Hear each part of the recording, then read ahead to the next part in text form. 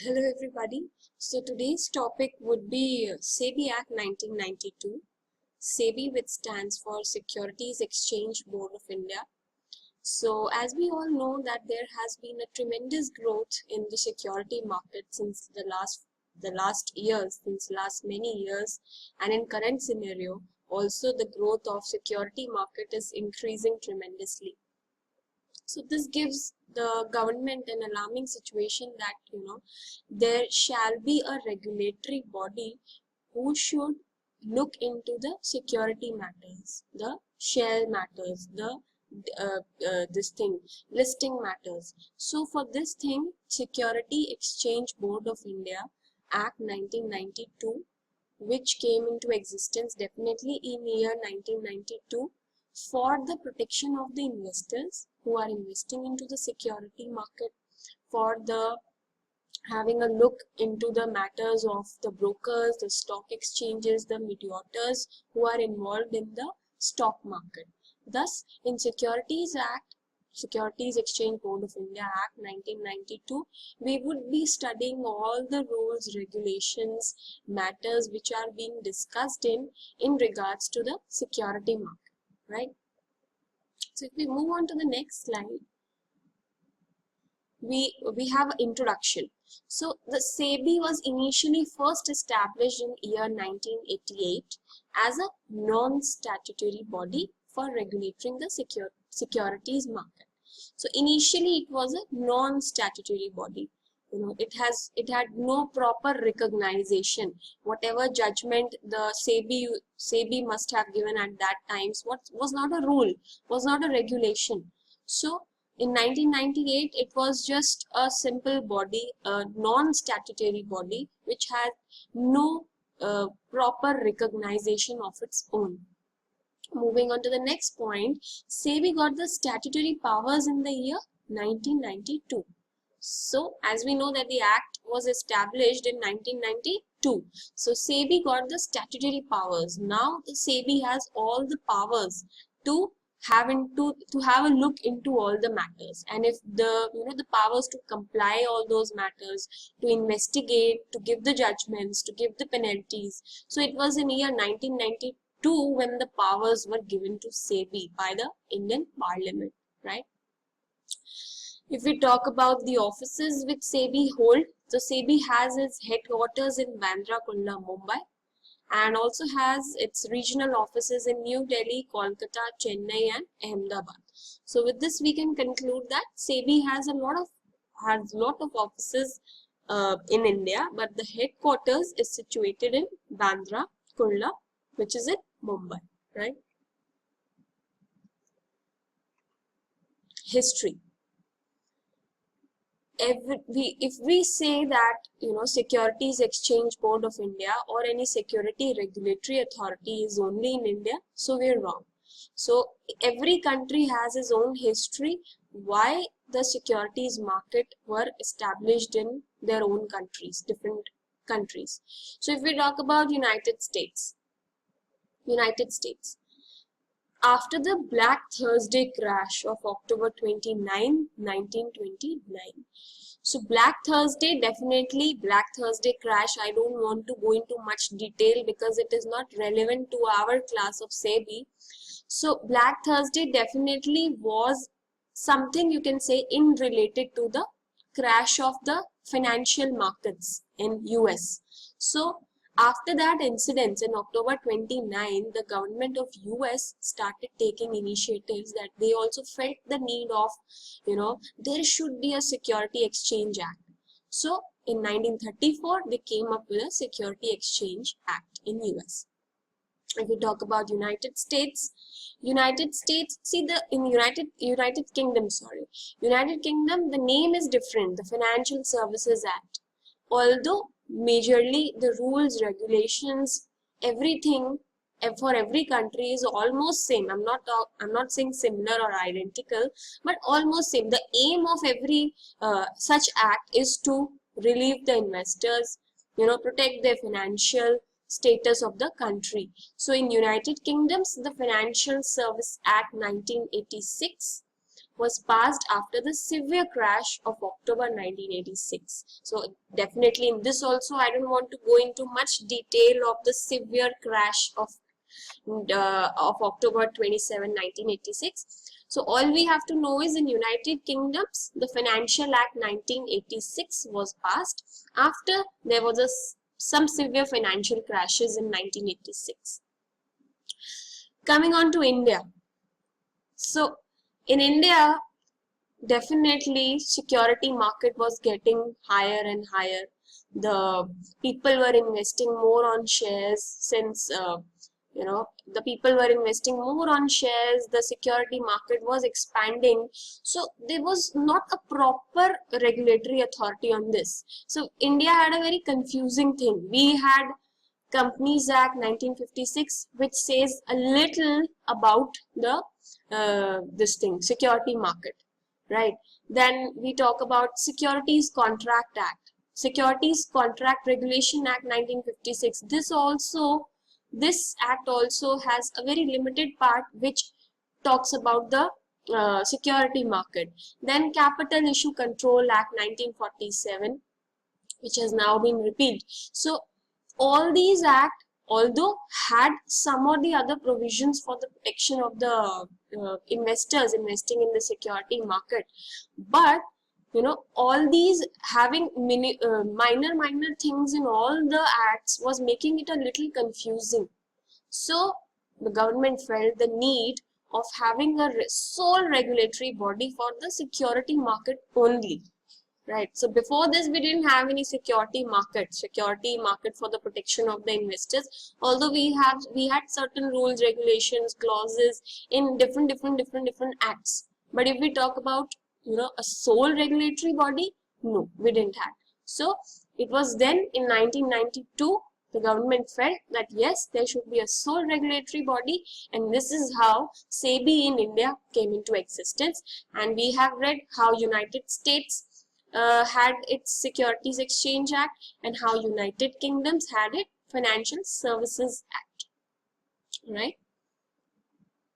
Now, the purpose of the act. We are talking about SEBI. We are talking about the act, like the act came in 1992. The act was, before it was a non-statutory body, then later on it got converted into a statutory body. But what is the purpose of the act? What are the reasons why this act came in the existence, right? So the first and foremost and the very important a very important point, the purpose of the act is to protect the interests of the investors in securities, right?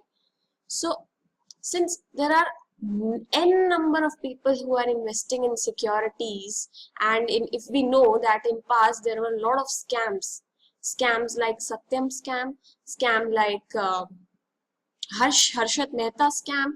So these scams, in order to protect the investors from these kind of scams in future, so the main purpose of SEBI is to protect the investors in the securities.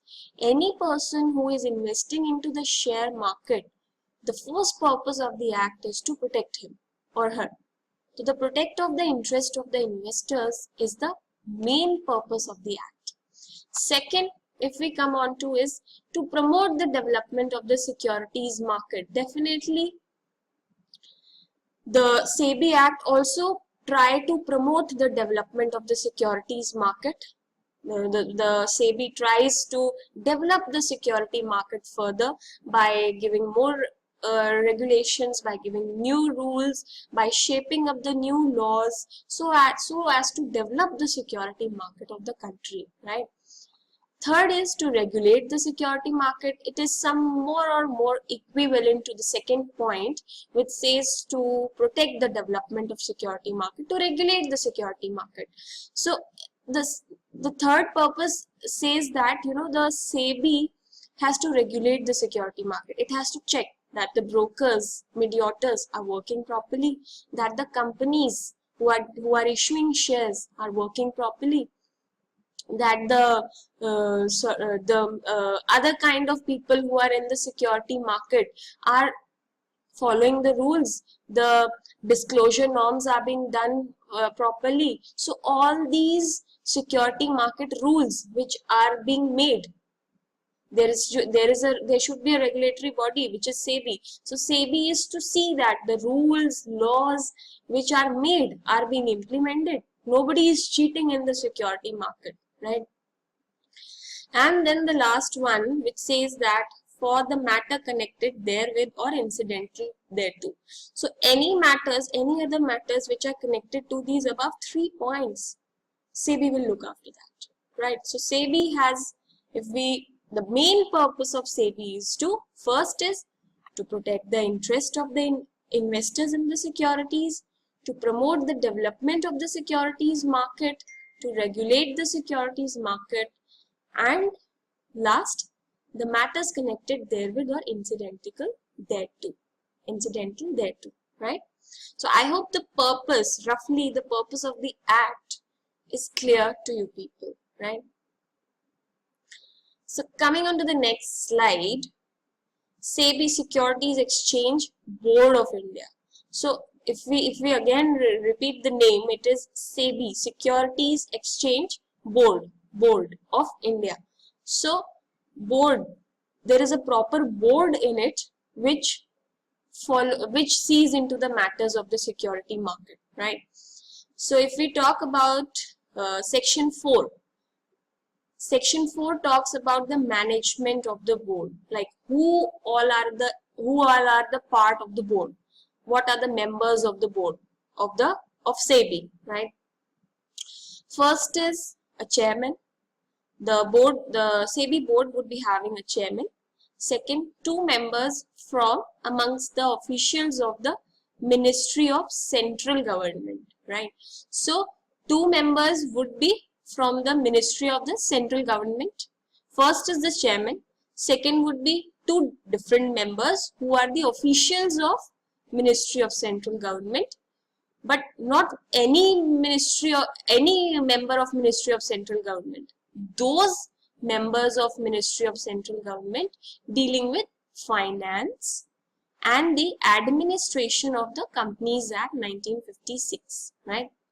So the second point say that 2 members from amongst the officials of the Ministry of Central Government, but those members who are also having the knowledge of finance, who are dealing with finance and the administration of the Companies Act 1956, right? Third one member from the official of the Reserve Bank, right? So in Reserve Bank, we don't have any further categories. Reserve Bank, any person who is the official of Reserve Bank can be part of SEBI. Last one, 5 other members of whom at least 3 shall be the whole-time members. So the last point says 5 more members we need. No specification given that from where those members would be coming, like what would be their background. 5 other members. Out of the 5, 3 would be the whole-time members, right? Which says that 3 would be every time involved in the board, be it any board meeting, be it any activity, right? So if we repeat it, the management of the board consists of a chairman, 2 members from where? From the Ministry of Central Government, who are dealing in finance and administration of the Companies Act 1956.